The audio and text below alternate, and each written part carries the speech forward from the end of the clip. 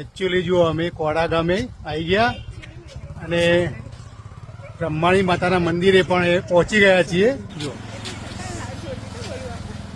સરસ મજાનું બ્રહ્માણી માતાનું મંદિર કોડા.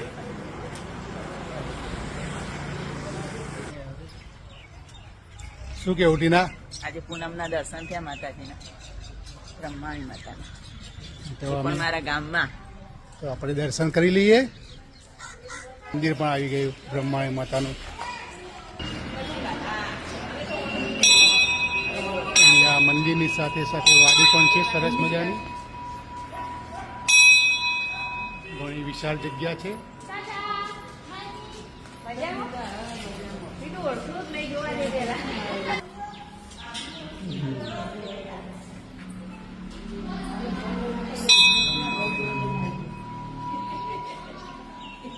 બોલ શ્રી બ્રહ્માણી માત કી જય.